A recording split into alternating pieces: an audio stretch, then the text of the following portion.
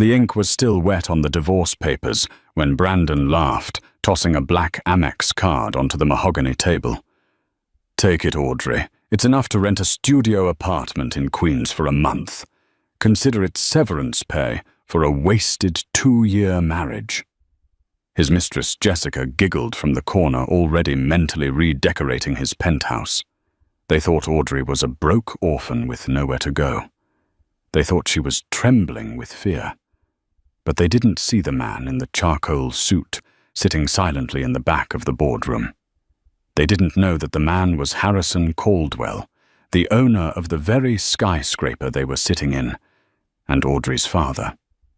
And they certainly didn't know that signing those papers just cost Brandon his entire future. The conference room at Halloway & Associates smelled of expensive leather stale coffee and the impending destruction of a marriage.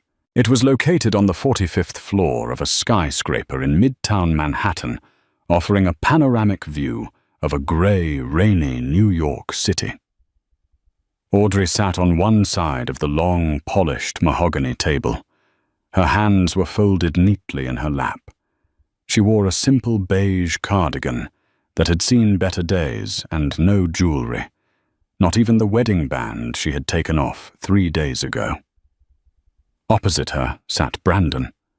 He looked every inch the rising tech mogul he claimed to be. His suit was a custom navy blue cut from Italian wool. His watch was a Patek Philippe that cost more than most people's cars, and his smile was sharp enough to cut glass. "Let's make this simple, Audrey," Brandon said, sliding the thick stack of documents toward her. The paper made a dry, rasping sound against the wood. "I'm tired. You're tired. We both know this marriage was a miscalculation." "A miscalculation," Audrey repeated softly. Her voice was steady, though her eyes were fixed on the word dissolution, printed in bold at the top of the page. "Don't play the victim." Brandon sighed, leaning back in his ergonomic chair. "Look, when we met, you were waiting tables at Le Cuckoo. I thought I was rescuing you. I thought you'd be grateful to be the wife of the CEO of Nexus Stream. But let's be honest, you were never cut out for this world. You don't know how to dress for galas. You don't know how to talk to investors. You're just—" He waved his hand vaguely, searching for a polite word, and failing to find one. "Boring," a voice chimed in from the corner of the room. Audrey didn't flinch. She knew Jessica was there. Jessica Brandon's executive assistant was currently perched on the windowsill, scrolling through her phone. She was 22, blonde, and wearing a dress that was entirely inappropriate for a legal proceeding.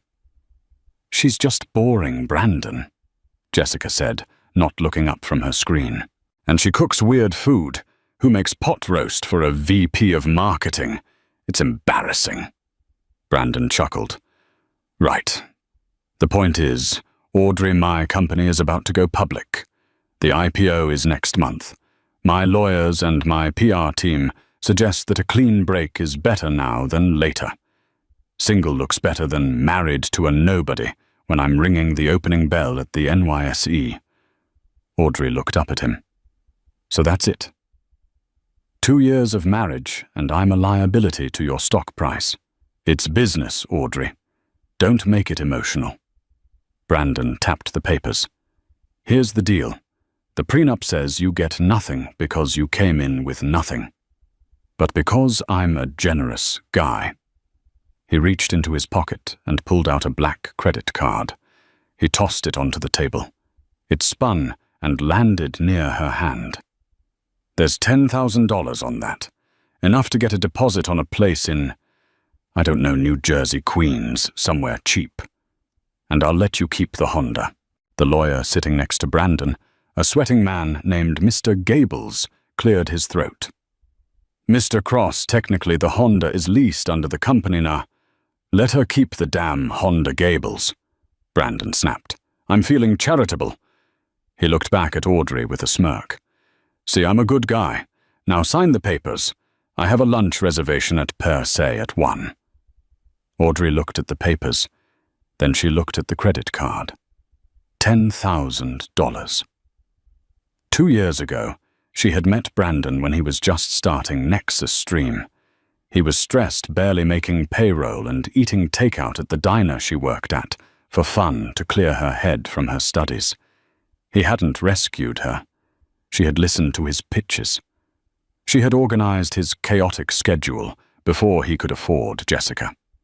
She had even used her own savings money, she claimed was an inheritance from a grandmother, to cover the rent on their first office space when his investors pulled out. He had forgotten all of that.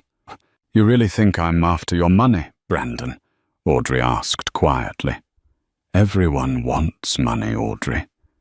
Especially people like you who don't have any." Brandon scoffed. "Just sign. Stop dragging this out.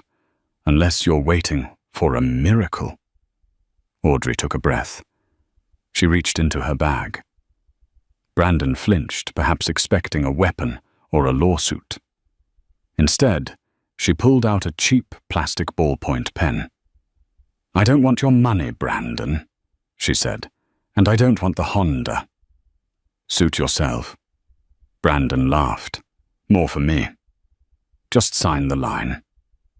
Audrey uncapped the pen. She didn't look angry. She didn't look sad. She looked relieved. As the tip of the pen touched the paper, the heavy oak door at the back of the conference room creaked open. The room fell silent as the door opened. Usually in a high-stakes divorce meeting at Halloway and Associates, interruptions were forbidden. Mr. Gables, the lawyer, immediately stood up, his face flushing red. "Excuse me," Gables barked. "This is a private mediation. You cannot just walk in here." A man stepped into the room. He was older, perhaps in his early 60s, with silver hair swept back impeccably. He wore a charcoal three-piece suit that didn't scream money. It whispered it. It was the kind of tailoring where no label was visible, because the tailor knew the client's name was the only brand that mattered. He walked with a cane, not out of necessity, but as an accessory of authority. He didn't say a word. He simply walked to the far end of the room, pulled out a chair in the shadows, away from the main table, and sat down. "Who is this?" Brandon demanded, spinning his chair around. "Security, Gables, call security." The old man rested his hands on the top of his cane and looked at Audrey. His eyes were a piercing, icy blue, identical to hers. "I am an observer," the man said. His voice was deep, gravelly, and carried an accent that sounded like old New York money mixed with European boarding schools. "Please, continue. Do not mind me." "An observer," Jessica scoffed, hopping off the windowsill. "What is this, a spectator sport? Get out, old man. Brandon, make him leave. He smells like mothballs." Brandon stood up, adjusting his cuffs aggressively. "Look, whoever you are, get out. I'm Brandon Cross, CEO of Nexus Stream. I rent this entire floor for my legal counsel. You are trespassing." The old man didn't blink. He reached into his breast pocket, pulled out a pair of spectacles, and put them on. "You rent the legal services, Mr. Cross. You do not own the building. As I understand it, the building belongs to Caldwell Holdings." Brandon paused. "So what are you, the janitor, checking the lights?" "Something like that," the man said dryly. "I was told there was a dispute regarding assets. I enjoy watching how the up-and-coming generation handles business." Mr. Gables, the lawyer, suddenly went very pale.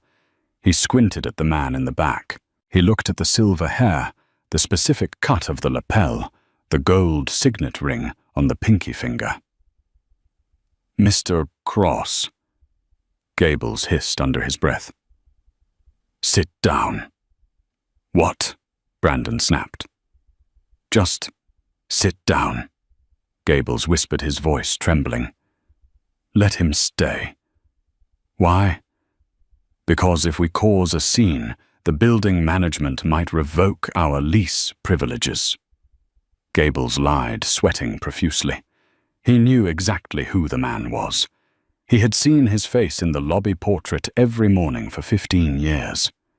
But fear paralyzed him. If he told Brandon that Harrison Caldwell, the billionaire recluse of Manhattan, was watching, Brandon would act fake. And Gables had a feeling the old man wanted to see the real Brandon. Brandon rolled his eyes and sat down. Fine, whatever. If the old geezer gets his kicks watching a divorce, let him watch. It's over anyway. He turned back to Audrey. You see what I have to deal with, incompetence everywhere. Now sign. Audrey hadn't looked at the old man. She kept her eyes on the paper. Are you sure about this, Brandon? Audrey asked one last time. Once I sign this, there is no going back. I walk out of here, and I am no longer your wife. You lose all claim to me, and I lose all claim to you. Total separation. That is literally the dream, Audrey. Brandon smirked. I'm signing a deal with the Caldwell Group next week. Do you know who they are? Of course you don't. They are the biggest venture capital firm in the country. Harrison Caldwell is going to personally vet my company for $100 million injection. I need to be a bachelor. I need to be free of baggage. From the back of the room, the old man made a sound. It sounded like a cough, or perhaps a suppressed laugh. Baggage, the old man repeated. Is that what a wife is? Brandon didn't turn around. A wife who brings nothing to the table. Yes, she's dead weight. I need a partner who fits my image, like Jessica. Jessica beamed, walking over to wrap her arms around Brandon's neck. Baby, tell him about the engagement party. Audrey froze. The pen hovered over the signature line. Engagement party. Brandon shrugged, not looking guilty in the least.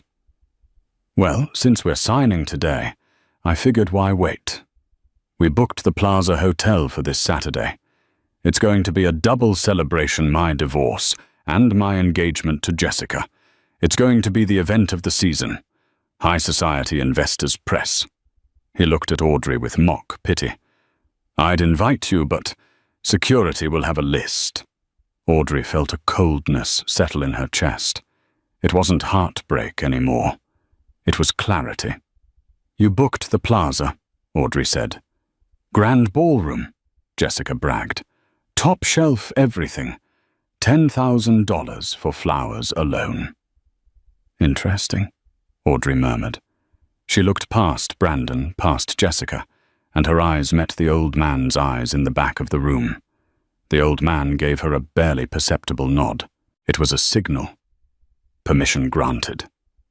Audrey pressed the pen to the paper. She signed her name in a fluid, elegant script, Audrey Caldwell Cross. Then she flipped to the next page. Audrey Caldwell Cross. And the final page, oh, she capped the pen. Done, she whispered. She pushed the papers across the table to Brandon. Finally. Brandon grabbed them, checking the signatures. God, that was painful. Gables, file these immediately. I want the decree absolute by Friday. He stood up, buttoning his jacket. He grabbed Jessica's hand. Come on, babe. Let's go celebrate. I need a drink. He looked at Audrey one last time. She was still sitting there, hands folded. You can keep the pen, Brandon said magnanimously. And don't forget your trash credit card. He and Jessica turned to leave. They walked past the old man in the back. Brandon paused. Hey, old-timer. Show's over. You can go back to plunging toilets or whatever you do. The old man didn't move. He just smiled, a cold, shark-like smile. The show, the old man said, has only just begun, Mr. Cross. Brandon frowned, confused for a second. but then shook his head and stormed out of the room, Jessica's heels clicking loudly behind him. The door slammed shut. The room was quiet. Mr. Gables, the lawyer, was trembling so hard his glasses slid down his nose. He stood up and bowed deeply to the man in the back. "Mr. Caldwell," Gables stammered. I had no idea." Harrison Caldwell ignored the lawyer. He stood up, leaning on his cane, and walked toward the table where Audrey sat. Audrey didn't stand up. She just looked down at her hands. Harrison reached the table. He looked at the signed divorce papers, then at the black credit card Brandon had thrown, and finally at the young woman. "He called you baggage," Harrison said softly. Audrey looked up, tears finally welling in her eyes, though she refused to let them fall. "Hi, Daddy." Harrison Caldwell, the billionaire owner of the building, the head of the Caldwell Group, and the man Brandon was desperate to impress next week, sighed. He reached out and placed a warm hand on her shoulder. "I told you he was a fool, Audrey," Harrison said, "but I never realized he was suicidal." Harrison picked up the credit card Brandon had thrown the severance of $10,000. He inspected it with distaste. $10,000, Harrison mused, for the heiress of the Caldwell empire. He tossed the card into the trash can in the corner. "Come, my dear, we have much to do. If he wants an engagement party at the plaza on Saturday, I think we should ensure he gets exactly what he deserves." "He thinks he booked the grand ballroom, Daddy." Audrey wiped her eye. "But doesn't Uncle Cyrus own the plaza?" "He does." Harrison smiled wicked. "And I think it's time Brandon learns that in this city you don't bite the hand that feeds you, especially when that hand is holding your entire mortgage." Harrison offered his arm to his daughter. "Let's go shopping. You need a dress for an engagement party." While Brandon was hailing a yellow cab because the Uber surge pricing was ridiculous, despite just bragging about his millions, a convoy of 3 black Escalades pulled up to the curb of the skyscraper.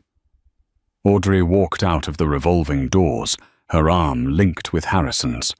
The doorman who had ignored Audrey every morning for the past 2 years when she brought Brandon his forgotten lunch nearly tripped over his own feet. He recognized the man. Everyone in New York recognized Harrison Caldwell. "Good afternoon, Mr. Caldwell," the doorman stammered, rushing to open the back door of the lead SUV. "Afternoon, Higgins." Harrison nodded, knowing the man's name because he owned the staffing agency that employed him. "Please ensure my daughter gets in safely." The doorman froze. "Your daughter, sir?" He looked at Audrey. The woman in the beige cardigan. The woman he had seen crying in the lobby just last week when her husband berated her for being 5 minutes late. Audrey smiled, but it didn't reach her eyes. "Hello, Higgins." She slid into the leather interior, the scent of fresh orchids greeting her. Harrison climbed in beside her. The door shut, sealing out the noise of Midtown Manhattan. "Home, sir?" the driver asked. "The Hamptons estate driver," Harrison said. "We need to clear our heads. And call Cyrus. Tell him I need the Pearl Suite at the plaza prepared for Saturday. And tell him to double the security detail." As the car merged into traffic, Audrey leaned her head back against the seat. The silence was heavy. "I'm sorry I didn't tell him sooner," Audrey whispered. I wanted to know he loved me. Not the money, not the connections. Just Audrey." "And you found out," Harrison said gently. "It was an expensive lesson, my dear, but a necessary one. You spent 2 years playing the role of a supportive wife to a narcissist. You cooked, you cleaned, you balanced his books in secret. You even used your trust fund dividends to pay off his initial business loan anonymously." Audrey nodded. He thinks an angel investor saved him from bankruptcy. I am the angel investor, Harrison grunted. Or rather, you are. And next week, when he sits down to negotiate with the Caldwell Group for his IPO funding, he's going to realize that the angel has come to collect the debt. Meanwhile, across town, Brandon Cross was popping a bottle of Dom Perignon in his new office. The office was mostly glass and chrome, designed to intimidate visitors. Jessica was spinning in his chair, holding a glass of champagne. I can't believe she actually signed, Jessica laughed. I thought she'd fight for the apartment at least. She has no spine, Brandon sneered, kicking his feet up on the desk. That's her problem. She's small. Small-minded, small dreams. She was holding me back, Jess. Look at me now. Single stock price soaring, and in 3 days I'm announcing our engagement at the plaza. It's the power move of the century. His phone buzzed. It was an unknown number. This is Brandon Cross, he answered smoothly. Mr. Cross. A crisp, professional female voice spoke. This is Eleanor, strict executive assistant to Harrison Caldwell. Brandon sat up straight, nearly spilling his champagne. He frantically motioned for Jessica to be quiet. Yes, Ms. Strict. An honor to hear from you. Mr. Caldwell has reviewed your preliminary proposal for Nexus Stream, the woman said. He is intrigued. He would like to attend your event on Saturday at the plaza.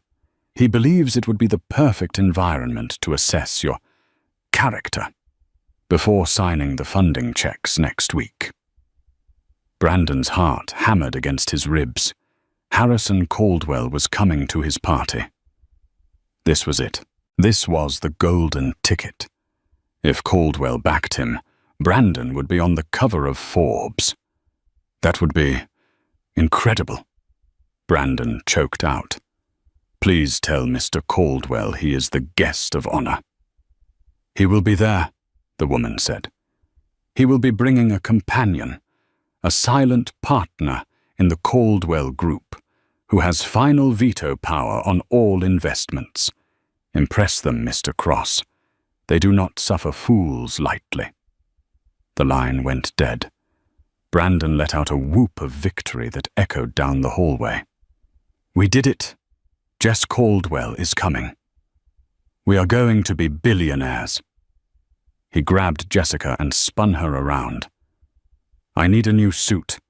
I need the best tailor in the city. And you go buy a dress that says trophy wife. We have to look perfect. Nothing can go wrong. Back in the Hamptons, inside a sprawling oceanfront mansion that cost more than the GDP of a small country, Audrey was standing in front of a floor-to-ceiling mirror. The beige cardigan was in the trash. She was wearing a silk robe. Behind her, a team of 3 stylists, flown in from Paris and Milan, were organizing racks of couture gowns. No, Audrey said, rejecting a pink chiffon number. Too soft. That was the old Audrey. She walked down the line of dresses. Her fingers grazed silks, velvets, and satins. She stopped at a gown that was the color of the midnight sky, a deep, shimmering obsidian blue with diamond accents woven into the bodice. It was structured sharp and commanded attention. This one, she said. A bold choice, Miss Caldwell, the stylist said. This is from the Vange collection. It is meant for a woman who is hunting. Audrey smiled.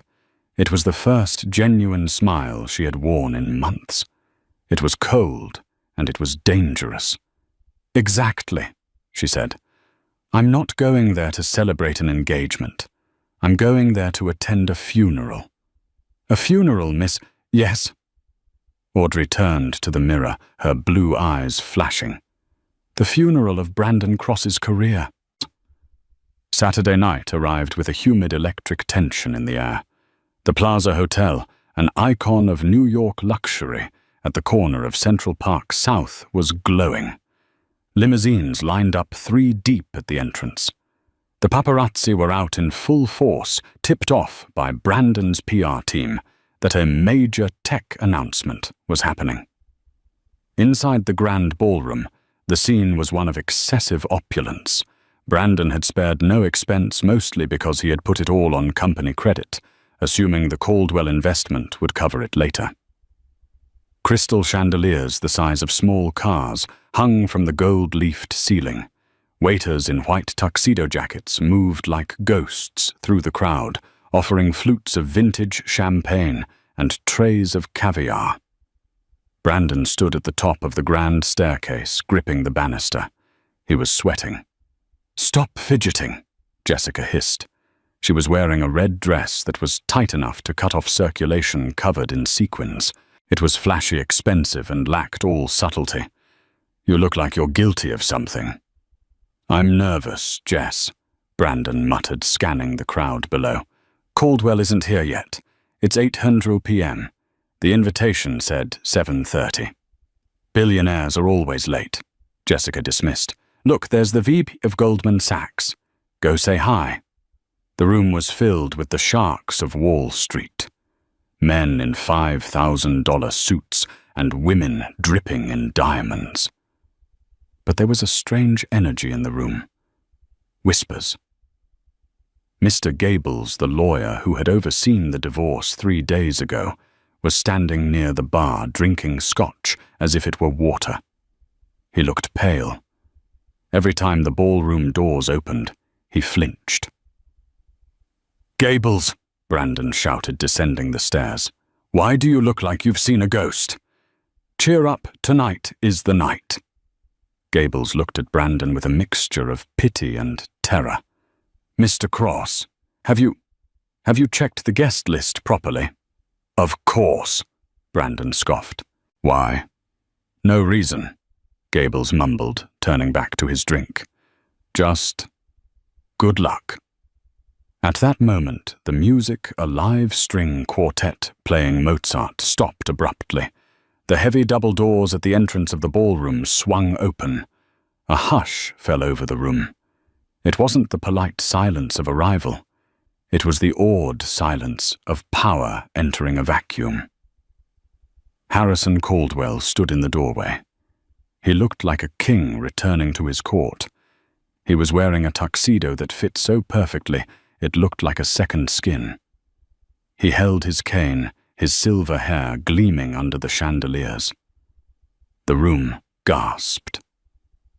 Harrison Caldwell never went to parties. He was a myth, a recluse. His presence here validated Brandon Cross instantly. Brandon's face lit up. He smoothed his jacket and began to rush forward. "Mr. Caldwell, you made it." But Harrison didn't move. He stood there, waiting. He turned slightly and extended his hand back toward the hallway. "And," the announcer at the door boomed, his voice trembling slightly, "Ms. Audrey Caldwell." The name hung in the air for a second. Caldwell Brandon froze mid-step. He blinked.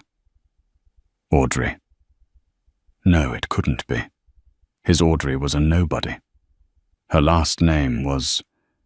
Well, he actually couldn't remember her maiden name because he never cared to ask about her family.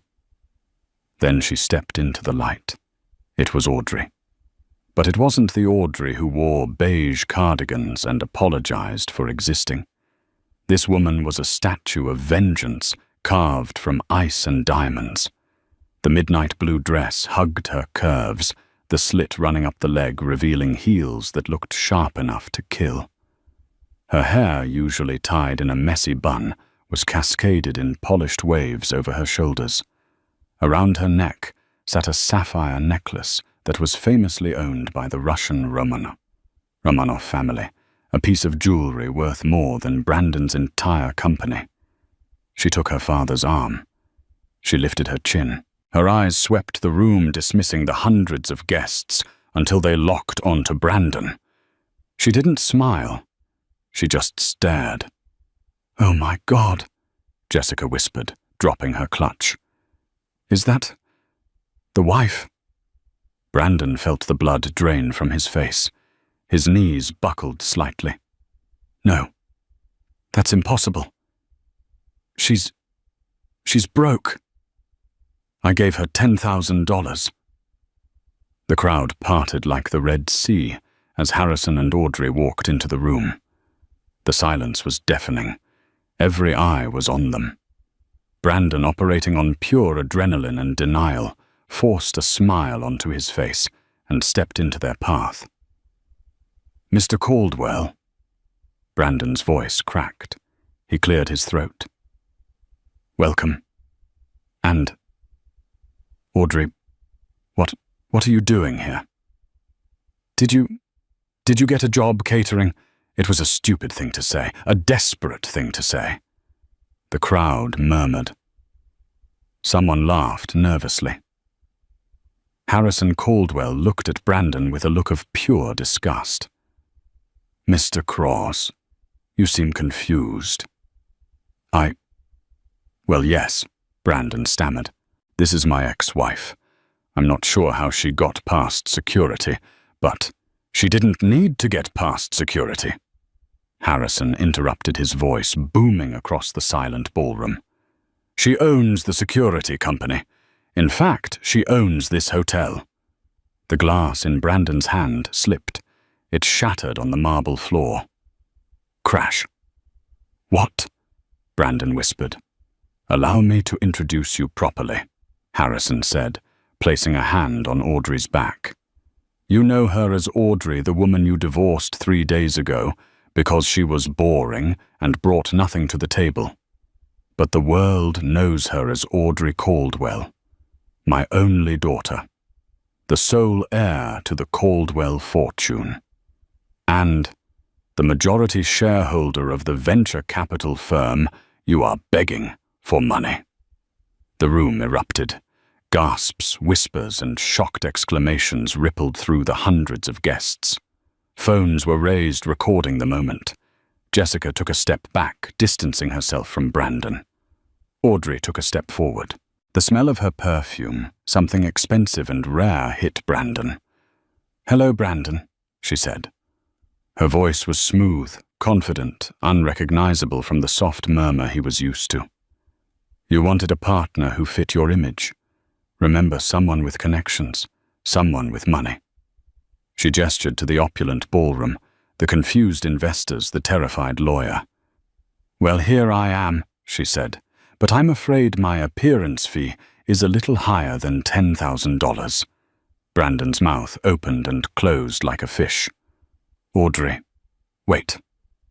Baby, I didn't know. You never told me. You never asked," she replied coldly. "You were too busy talking about yourself." "But the prenup." Brandon grasped at straws. "We signed a prenup. You get nothing." Mr. Gables, the lawyer, stepped forward from the crowd, looking like he wanted to die. "Actually, Mr. Cross." "Shut up, Gables," Brandon snapped. "No, let him speak," Audrey said. Gables wiped sweat from his forehead. "Mr. Cross, the prenup, stated that both parties leave with what they brought into the marriage. Since Miss Caldwell brought in, well, billions in assets held in offshore trusts, and you brought in debt, the separation of assets is quite clear. Furthermore," Harrison interjected, enjoying the moment, "since you used Nexus Stream Company funds to lease the Honda she was driving, and since you admitted in a recorded legal proceeding that you were giving it to her, that constitutes a transfer of company assets. And since you just admitted to fraud by hosting a private party on company dime." Harrison leaned in close to Brandon. "I don't think we will be investing in Nexus Stream, Mr. Cross.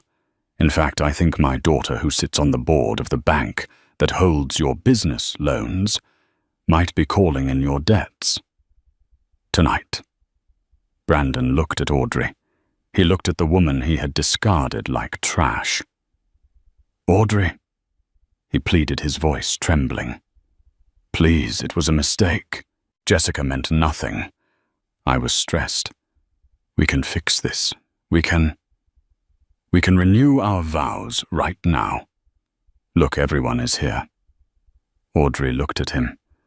For a second, Brandon thought he saw pity. Then she laughed. It was a light, airy sound. Renew our vows? She asked.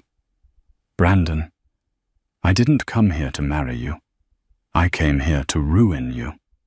She turned to the band. Play something festive, she commanded. I feel like dancing. As the music swelled, Brandon stood amidst the shattered glass of his champagne flute, watching the love of his life and the fortune he had chased for years spin away into the arms of a handsome European count who had just cut in. The trap had snapped shut, and Brandon was the rat caught in the middle. The music in the grand ballroom of the Plaza Hotel continued a lively Viennese waltz that clashed violently with the devastation unfolding in the center of the room. For Brandon Cross, the world had turned into a kaleidoscope of nightmare scenarios. 10 minutes ago, he was the king of New York. Now he was the court jester. He stood frozen as the crowd physically recoiled from him. In high society, failure is contagious, and humiliation is a terminal disease. No one wanted to be seen standing next to the man who had just divorced the Caldwell heiress for a secretary. Brandon, a voice hissed at his elbow. It was Jessica. He turned to her, desperate for an ally. Jess, listen, we need to spin this. We can say, I knew all along. We can say it was a strategic separation for tax purposes. Jessica looked at him as if he were a cockroach on the hem of her expensive dress. She wasn't looking at his face. She was looking past him at the handsome European count spinning Audrey around the dance floor. She was looking at the diamonds on Audrey's neck. You idiot! Jessica spat. You absolute moron. What, babe, we're in this together, Brandon pleaded, reaching for her arm. She snatched her arm away. Don't touch me. You told me she was a waitress. You told me she was a nobody.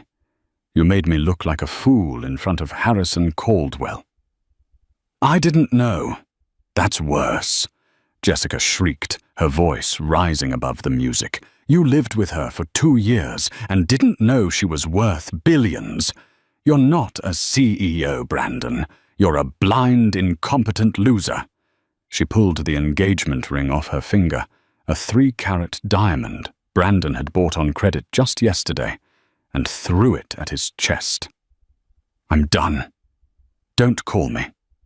I need to go find someone who can actually pay for my Uber. Jessica stormed off, pushing her way through the crowd toward the bar, where she immediately began chatting up a vice president from J.P. Morgan. Brandon stood alone. The ring bounced off his chest and rolled under a table. He didn't even chase it. Suddenly, he was surrounded, not by well-wishers, but by the wolves he had invited. Cross. It was Simon Trent, one of his angel investors. Is it true? Does Caldwell hold the debt on the Series B round? Simon, let me explain. I don't want explanations. Trent barked. I want my capital out. If Harrison Caldwell is hostile toward you, this company is dead in the water. I'm triggering the clawback clause. Tonight. You can't do that, Brandon gasped. That will bankrupt the operating account. Watch me, Trent sneered. He pulled out his phone. I'm calling legal. Another man stepped up. It was the reporter from the Wall Street Journal, whom Brandon had begged to come. Mr. Cross, the reporter said, holding up a voice recorder. Can you comment on the rumors that you used corporate funds to pay for your mistress's apartment? Miss Caldwell just mentioned a forensic audit. No comment. Get that away from me. Brandon swatted at the recorder. Assaulting the press. The reporter smirked. That's going to look great in the Sunday edition. CEO melts down at ex-wife's victory party. Up on the balcony overlooking the ballroom, Harrison Caldwell and Audrey stood watching the chaos below. A waiter brought them fresh champagne. "It's barbaric," Harrison noted, taking a sip. "Watching them tear him apart." "He wanted the spotlight," Audrey said, her voice devoid of pity. "He wanted everyone to look at him. I just gave him what he asked for." She looked down at Brandon. He was sweating, shouting at an investor. His tie crooked, his face purple with rage. He looked small. "Did you love him?" Harrison asked quietly. Audrey hesitated. She watched Brandon shove a waiter who tried to offer him water. "I loved who I thought he was," she said. "I loved the man who ate grilled cheese sandwiches with me at 2 a.m. and talked about changing the world with technology. But that man never existed. He was just an actor waiting for a bigger stage." "Well," Harrison turned away from the railing. "The curtain has fallen. Let's go, my dear. I believe the board of directors at the bank has an emergency meeting at 8 a.m. tomorrow to discuss the foreclosure of Nexus Stream."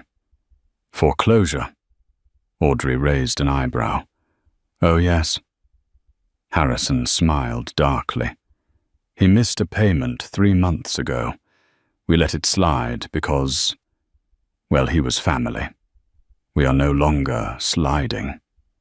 3 weeks later. New York City was unforgiving in November. The wind whipped through the canyons of steel and glass, carrying a biting rain that soaked through cheap fabric instantly. Brandon Cross stood outside the towering glass headquarters of the Caldwell Group. He wasn't wearing his Italian wool suit. That had been sold to a consignment shop. He was wearing a generic raincoat he'd bought at a drugstore. He looked 10 years older. His face was gaunt, unshaven, and his eyes were hollow. The fall had been swift and total. The morning after the Plaza fiasco, the SEC had launched an investigation into his use of company funds. The board of Nexus Stream fired him before noon. By 2 p.m., the bank called in his personal loans. His penthouse was seized. His car was repossessed. Even his credit cards were frozen. He was currently sleeping on his friend Mark's couch in Jersey City, but Mark had told him this morning that he had to leave by the weekend because it was bringing down the vibe. Brandon checked his watch. It was a cheap plastic digital one. 12:30 p.m. He knew she would come out now. She always took lunch at 12:30. He remembered that much at least. The revolving doors spun. Brandon's heart leapt. A group of executives walked out laughing, and there in the center was Audrey.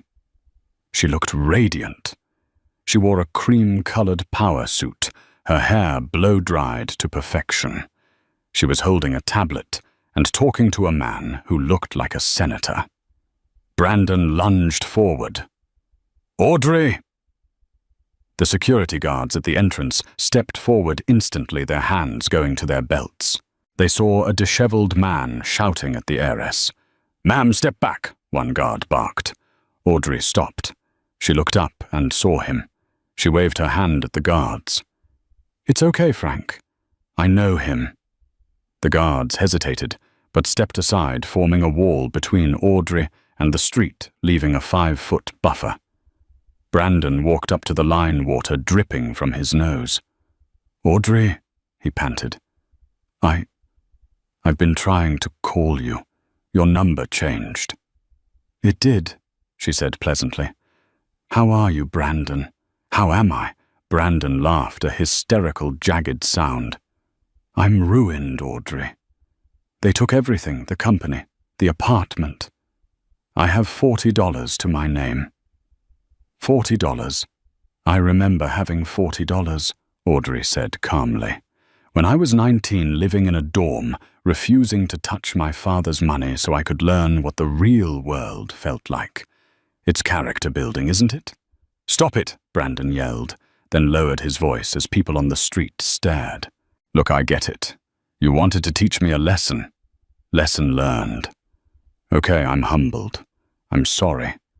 I was an arrogant prick. But this is too much. You can't just destroy a man's life because of a bad breakup. I didn't destroy your life, Brandon, Audrey said. I just stopped subsidizing it.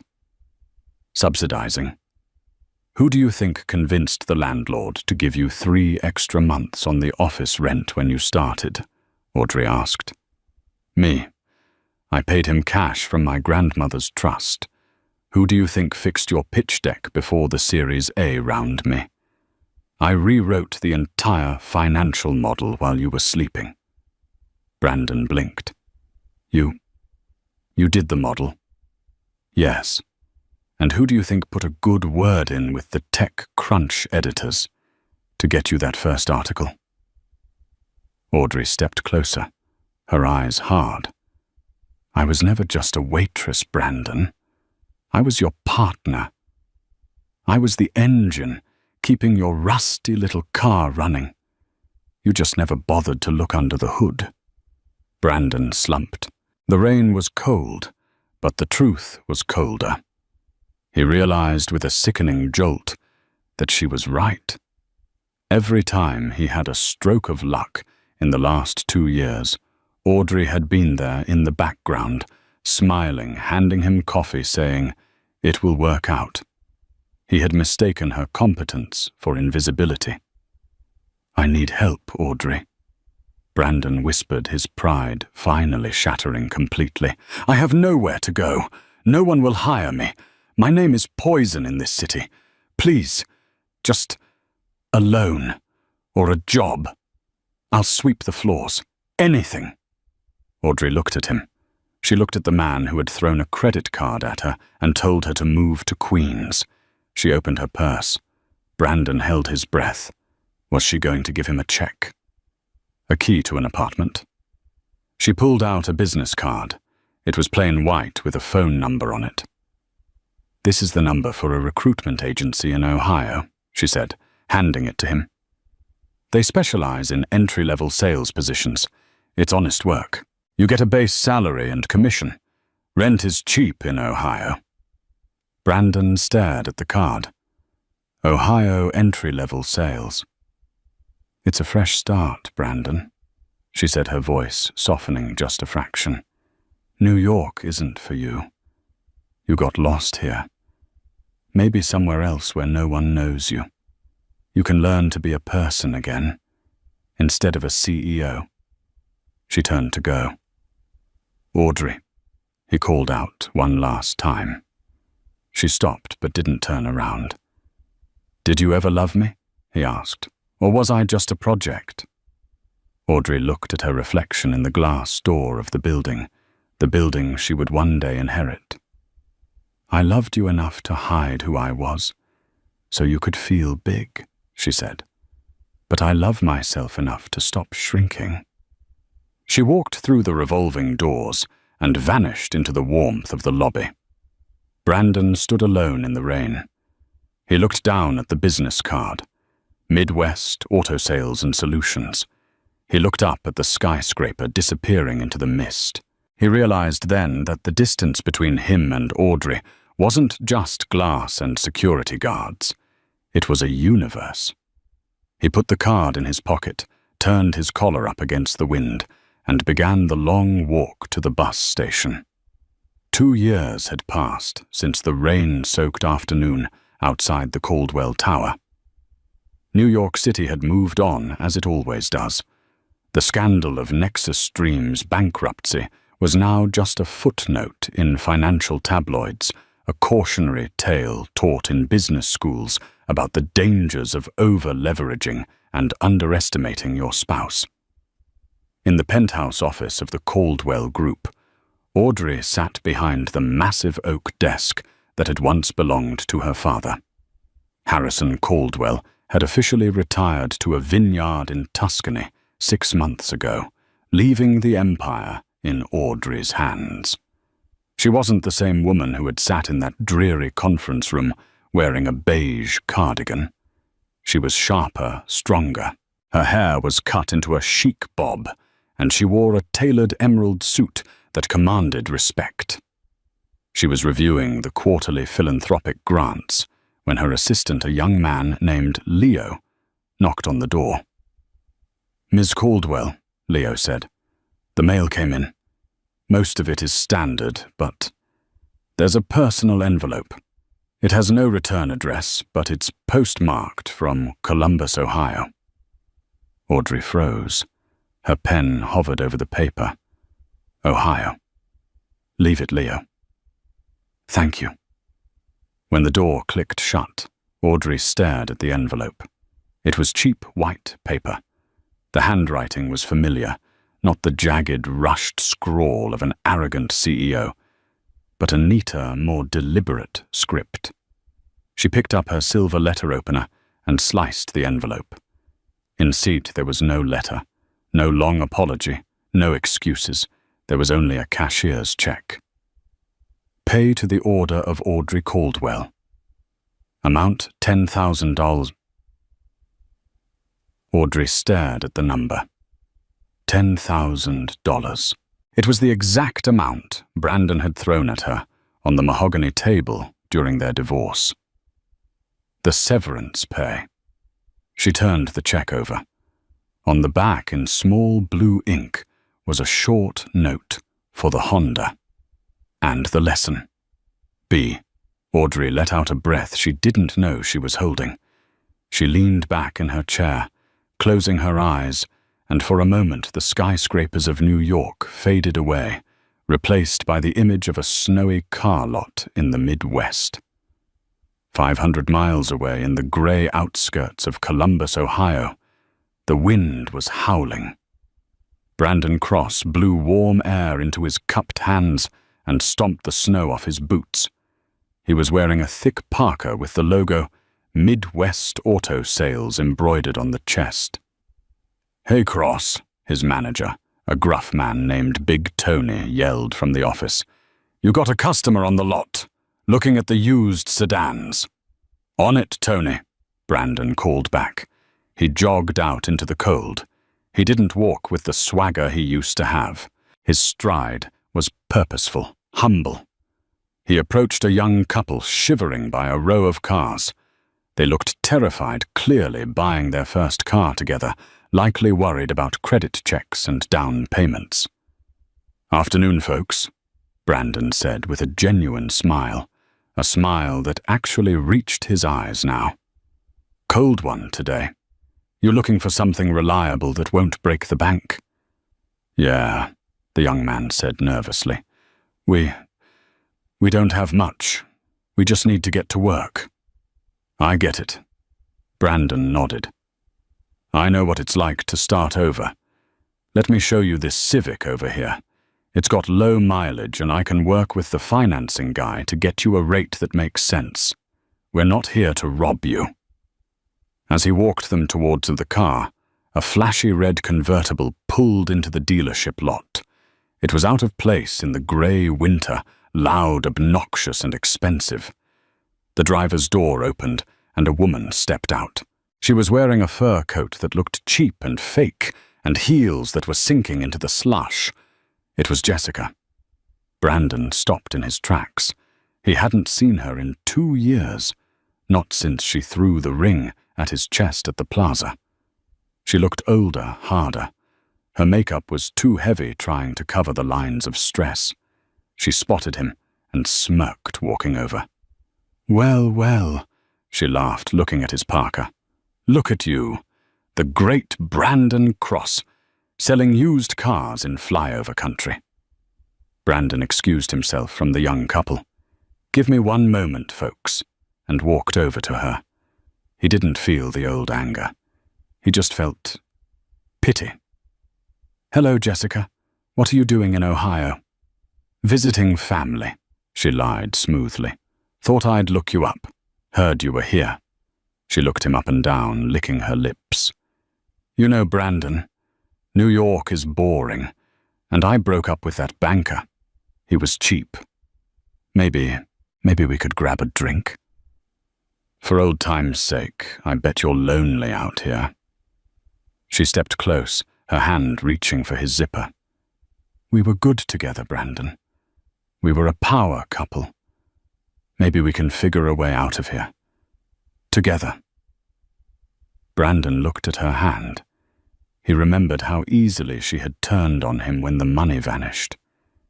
He remembered the humiliation. He gently took her hand and removed it from his coat. "I'm not lonely, Jessica," Brandon said softly. He turned and pointed toward the dealership's glass window. Inside, sitting at the reception desk, was a woman. She wasn't a model. She wasn't rich. She was the receptionist, Sarah. She had brown hair, a kind smile, and she was currently knitting a scarf. She looked up, saw Brandon, and waved happily. Brandon waved back. "I have everything I need right here," Brandon said to Jessica. "And I have customers waiting. People who need help, not a performance." "You're pathetic," Jessica sneered, her ego bruised. "You're a nobody." "Maybe." Brandon shrugged. "But at least I sleep at night." He turned his back on her and walked back to the young couple by the Civic. "Sorry about that," Brandon told them. "Just a ghost. Now let me show you the trunk space on this beauty." As he explained the warranty, he felt a lightness in his chest he hadn't felt in years. He had sent the check that morning. It had taken him 2 years of saving every commission, eating ramen, and living in a studio apartment to scrape together $10,000. He was broke again, but his debt was paid. Back in New York, Audrey picked up the phone. "Finance department," she said. "Yes, Ms. Caldwell. I'm sending down a check for $10,000. Deposit it into the Second Chance Scholarship Fund." "Of course. Should we list the donor name?" Audrey looked at the check one last time before dropping it into the outbox. She thought about the man she had married, the man who wanted to conquer the world, and the man who had finally learned that the world wasn't something you conquered, it was something you earned. "List the donor as anonymous," Audrey said. She stood up and walked to the floor-to-ceiling window. The sun was setting over Central Park, casting a golden glow over the city. She wasn't angry anymore. The karma had come full circle. He had lost the millions he didn't deserve, but perhaps in the snow of Ohio he had found the soul he had lost. Audrey smiled, touched the cool glass, and whispered to the city below. "We're even, Brandon. We're finally even." She turned off the lights in her office and walked out the door, ready to meet her father for dinner. She walked with her head high, not because of her billions, but because she knew exactly who she was. And this time, no one would ever underestimate her again. And that is the story of how a $10,000 severance check cost a man an empire, but maybe, just maybe, bought him back his humanity. It's a brutal reminder that in life you never truly know who is watching from the back of the room. Brandon thought he was signing divorce papers with a powerless woman, but he was really signing his own resignation from the high life. What do you think? Did Audrey go too far with her revenge at the plaza, or did Brandon get exactly what he deserved? And do you think Brandon's repayment of the $10,000 earns him forgiveness? I'd love to hear your thoughts in the comments below. I read every single one. If you enjoyed this story of karma, betrayal, and redemption, please smash that like button, share this video with a friend who loves a good drama, and subscribe to the channel with notifications on so you never miss a new story. Thanks for listening.